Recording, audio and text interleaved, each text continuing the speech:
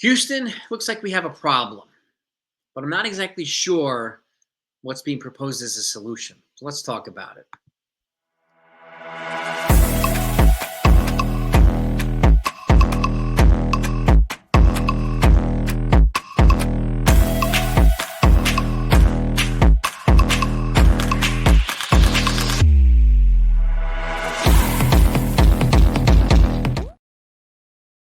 What's going on, everybody? Happy Thursday. Hope you're doing well. So the Yankees start a 4-game series now against the White Sox in Chicago after sweeping the Nationals. Good for them, right? Hopefully they'll win this series too. Sweep would be even better. But I wanted to talk about today the shortstop situation for the Yankees. Now, traditionally, with championship teams, they're usually strong at shortstop, whether on the offensive side or the defensive side, or both. This year, with the Yankees, they've got Anthony Volpe, obviously. He's regressed defensively. He's the second most errors at the position. I think only behind Ellie De La Cruz. And he hasn't really taken steps forward offensively, right?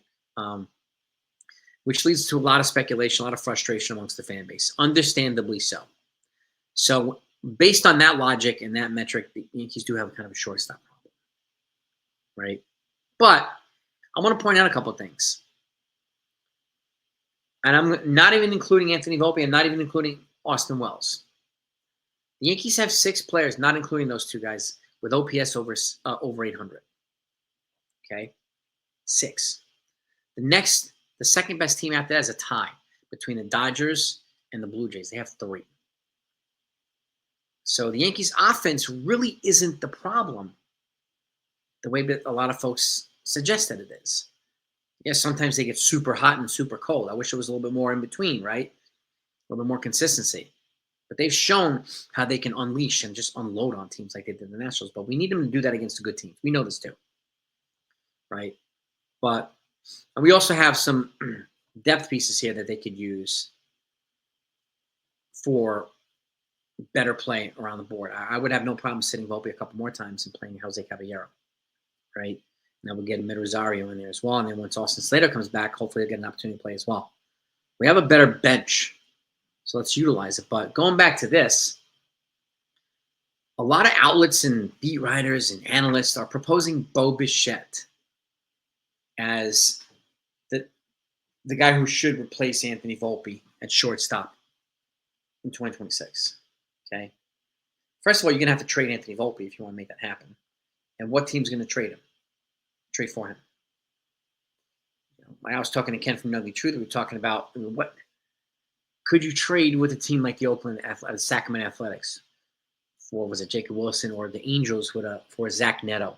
Well, either one of those shortstops are upgrades over Volpe.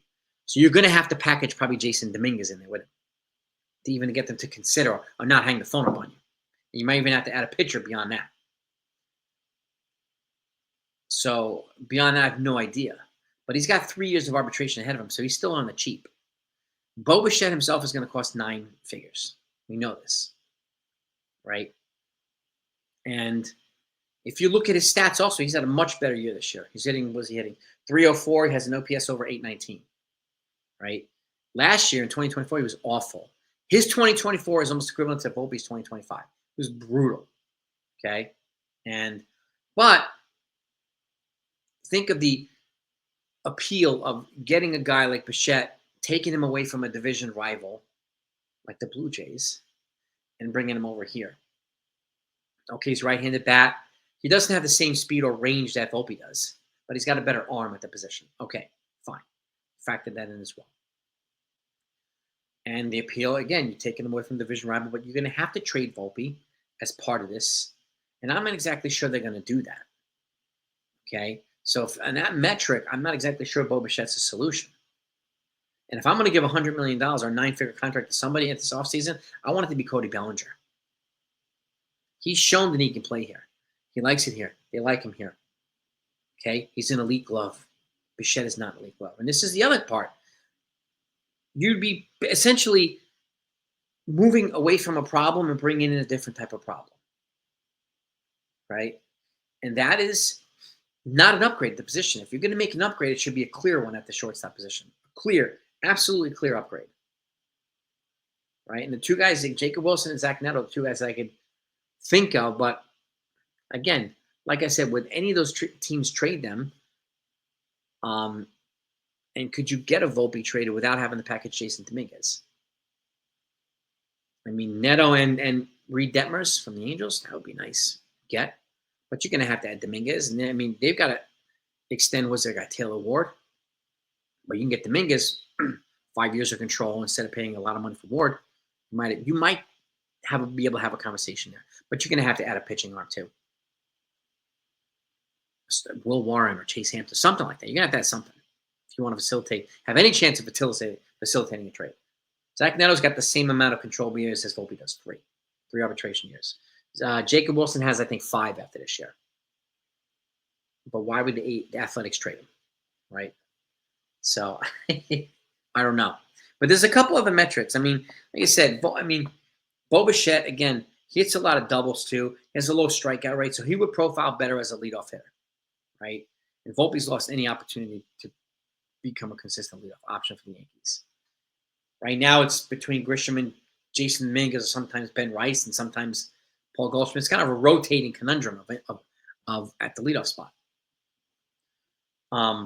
But when it comes to shortstop, this is where, and I understand fans' frustration. He's an easy scapegoat, right? And for some reason, so many fans are so fixated on attacking a Volpe and attacking Austin Wells and ignoring the rest of the offensive output that they have, right? Fine. And a lot of it tends to be what other folks are saying, what other beat writers are saying, what people are saying on Twitter, which is why I ask people all the time, is this your position or are you using other people's talking points? I know it pisses people off. I don't really care. If it's not your talking point, if it's not your position, you're going to get called out on it, okay? It's that simple. So, but there's a couple of things I want to point out here, okay? Bichette, minus 12 outs above average this year, okay? His fielding run value is minus 10.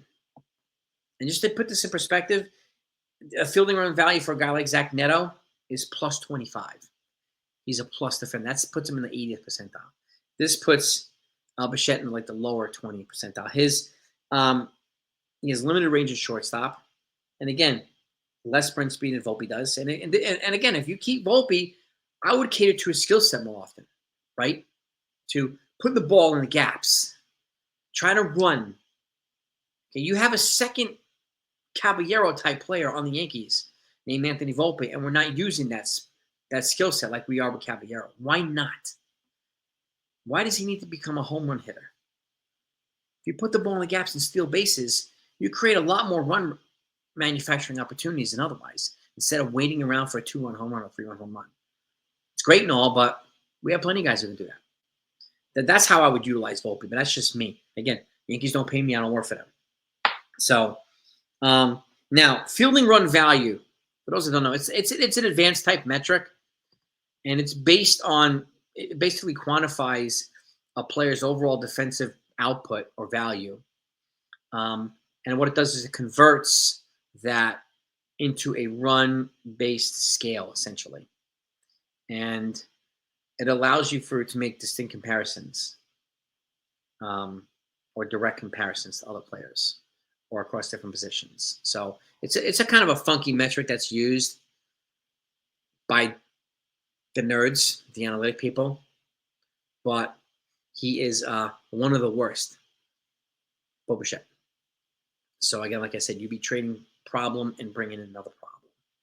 Okay, you might have a better offensive output there, maybe if he doesn't regress to 2024 output, but you wouldn't be getting any better at the defensive. You might even be getting worse at the defensive front. So that is to me, it's a no-go for me. I like the appeal, taking the guy away from a division rival. Okay, great. But is it an upgrade? I don't think it's an upgrade. I'd rather keep Volpe and try to improve his hitting in a situational hitting on the cheap for the next 3 years while we wait for guys like George Lombard or Dax Kilby or Keenan Kent or some of these other guys to get ready, right, to potentially take over.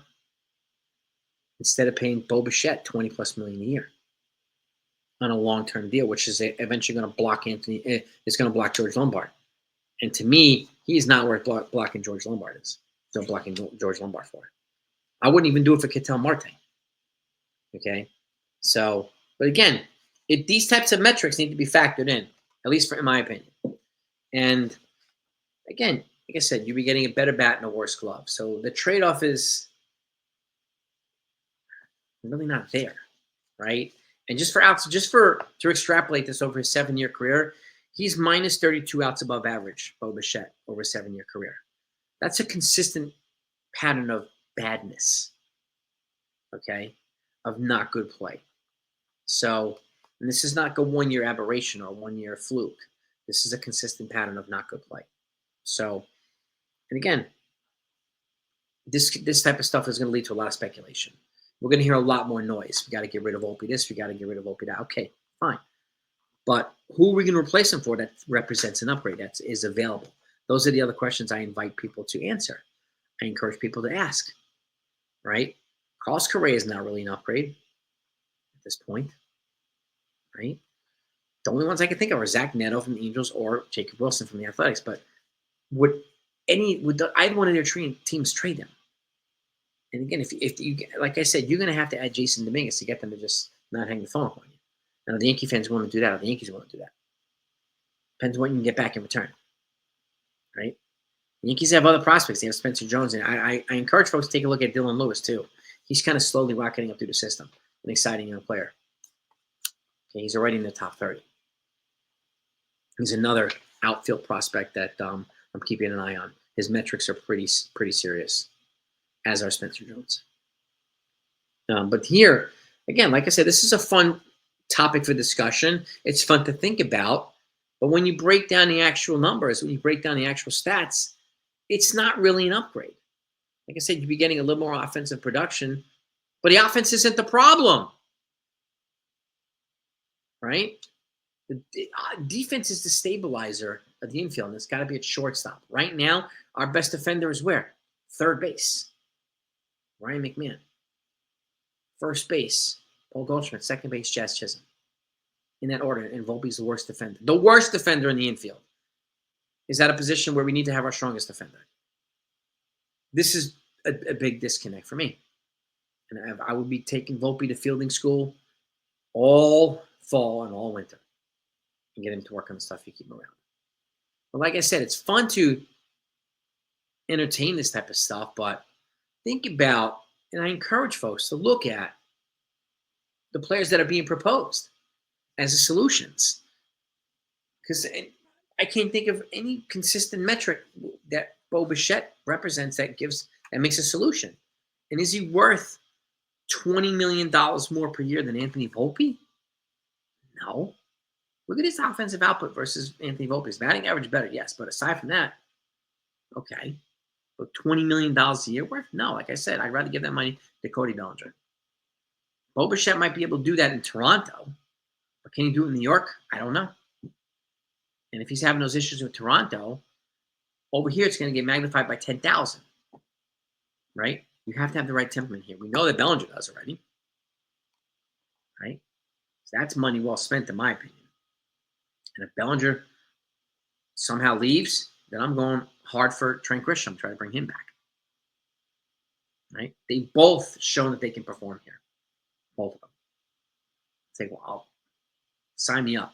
If Grisham's going to leave, give him a qualifying offer. He signs somewhere else. I wish him well. I thank him for his service. And I try to bring back Cody Bellinger. And then I give Spencer Jones a legitimate opportunity. And depending on if Jason Dominguez is still here, then decide how you want to deploy him too. Right? But back to shortstop. This is the topic that I wanted to focus on today. I want to get your thoughts. And again, if you're a baseball fan, it's your first time here, welcome. If you enjoy the content enough to come back, hit that like button, hit the subscribe button. I thank you so much for it. I'm going to try to get to 25,000 subs this year. I wanted to get to 30, but I think it's a little ambitious. I'm going to try to get to 25K. We're knocking on the door of 23, so your support is greatly appreciated. It really means the world. But this right here, okay, Instead of spending everybody wasting everybody's time, including mine, talking about, oh, Volpe made 2 outs yesterday in the inning where the Yankees scored 9 runs. Who cares? They scored 9 runs in the inning. I don't care. And why are we peddling somebody who's not better as a solution? Why? Just because we don't like Anthony Volpe? Is that reason enough? We don't like the guy, so let's put forth a worst option? Shortstop? What are we doing? Why? Let's get into it, gang. I'll be back later with the lineup.